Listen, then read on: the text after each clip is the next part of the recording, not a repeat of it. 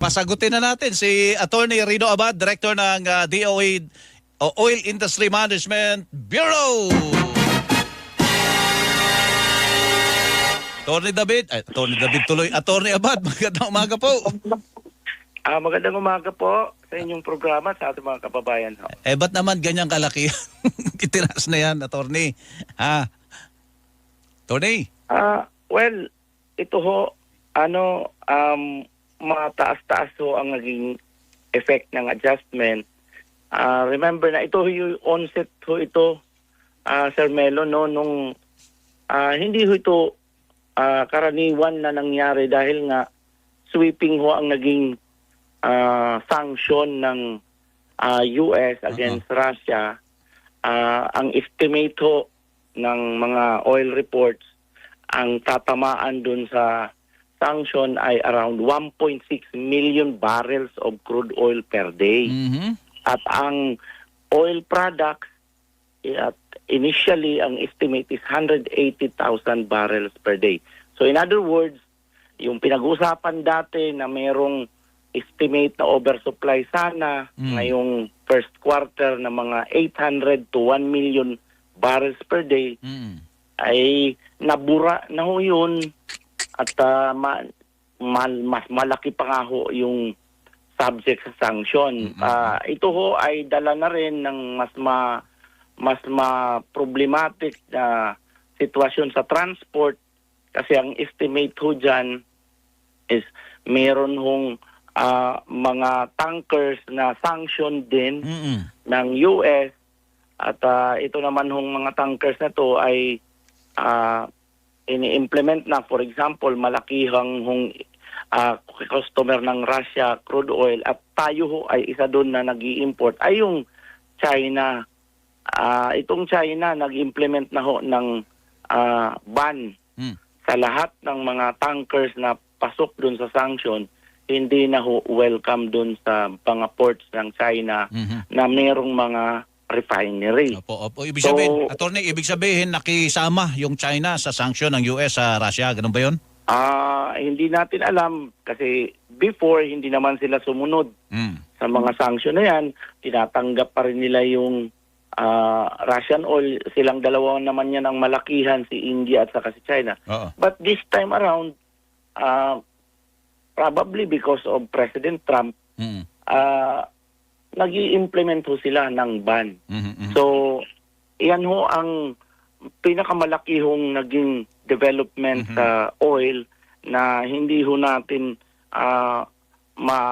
makontrol na yan ang nagiging trend sa price. Ang epekto ho dun sa sa tankers, ang mga tankers ito ay umaabot ho ng 180 crude oil tankers ang affected na mga sanctions. So, these are in big magnitude yung effect ng Russia kasi parang in effect tinira na talaga sinanction na talaga ng US yung natitira sanang pathway ng kanyang crude oil because before wala hong naging problema na ibalik pa rin ang kanyang almost 9 million barrels per day na supply every day dahil meron pa hong China, mayroon pa hong India, mayroon pa hong ibang mga European na sumusunod pa rin doon sa kanyang supply, kumukuha pa rin.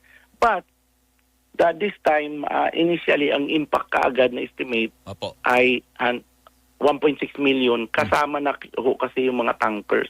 Tama. So yan ho ang napakalaking effect na ginawa ng US sanction. So, geopolitics ang isa sa dahilan po, Attorney.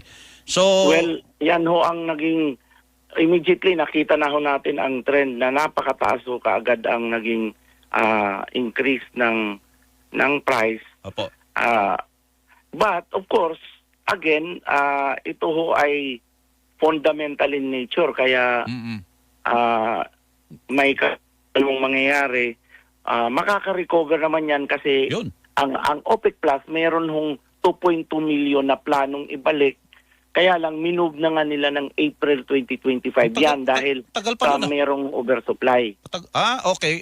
Volume, wala tayong problema sana. Kaya lang may sanction nga po na nangyayari. Ano po? May sanction, nandyan ang supply na yan. Hindi lang mailabas. Itong sa OPEC Plus kasi, naka-ready din naman yan. May pamalit ba? Meron ho. Yung OPEC Plus, may plano hong magbalik ng 2.2. Minove na nga nila yung pagbabalik sa April 2025 dahil na nga dun sa sanction. May pagkakataon sanang magkaroon ng oversupply ngayong first quarter. Kaya minove nila. Ang problema nga lang, hindi ho natin makontrol din si OPEC Plus kung totoo bang ibabalik nila kaagad. Kasi dahil nga sa nangyari sa sanction na yan. But, of course, kung tatanungin, may pamalit ba dyan? Meron ho, yung OPEC Plus, naka-ready ho yung supply. Matagal na nga ho nilang planong ibalik yan, hindi nga lang maibalik. Kasi merong oversupply sana ngayong first quarter na around 800 to 1 million barrel. Attorney, tayo dito sa Pilipinas, wala tayo ibang mapagkunan kasi sanction na po yan eh. Halos lahat, pati ibang bansang malalaki ay apektado niyang sanction na yon. Nakikisama po. So tayo, ano ang ating nakikita pa sa mga darating na linggo?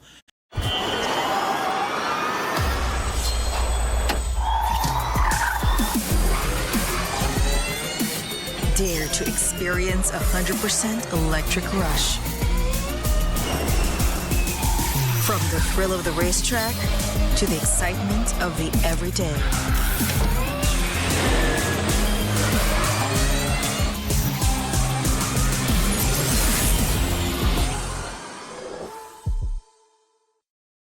Ngayon 270 per liter sa diesel ang presyo natin ang itinaas. Sa gasolina ay 1 peso 65 centavos per liter, sa kerosene 2 pesos 50 centavos. Next week, ano po kaya ang tsansa? May tsansa ba na bumaba ng konti o lalo pang tumaas po, attorney? Well, ang tingin ko dito is speculative ho kasi ang increase na yan. Immediately, hindi pa naman ho naka-apekto yung sanction sa mga refineries sa China. But in the coming weeks, dyan ho mafe-feel na yung actual na wala na hong darating na oil muna sa Russia. So, meron ho talagang tendency ng tightness, no? Kung magkatotoo yung estimate na 1.6 million barrels per day, mawawala 180,000 barrels of oil products na, yung gasolina, diesel na per day. So, meron hong tightness na mangyayari. Again, kung maibalik kaagad yung OPEC magdesisyon, iyan lang ho ang klarong mag-neutralize. Other than that, magkakaroon ho talaga ng tightness. So, may tendency ho na umingcrease. Again, kung maibabalik yung OPEC Plus, magkakaroon ho ng reversal, no? Nung tendency na magkaroon ng increase. So, yun ho ang tinitingnan na chances talaga na clear doon sa coming days. In the meantime, ang sinasabi ng OPEC, baka Abril pa kami bumalik. Kahit may supply kaming hawak-hawak. Abril pa, sana mapadali nila dahil nga nangyari itong US sanction na hindi naman ini-expect nung last year. So, attorney, 180,000 barrels per day ang apektado. Oil products so yan. Oil products. Pero sa crude oil, ang estimate is around 1.6 million barrels per day. Per day. And that is around 1.6 or 2% ng global, around 1% to 2% ng global supply. Opo. Sige po, attorney, salamat po at magandang umaga po sa inyo. Sige po, magandang umaga ulit. Opo. Attorney Rino Abad, Director Oil Industry Management Bureau ng Department of Energy.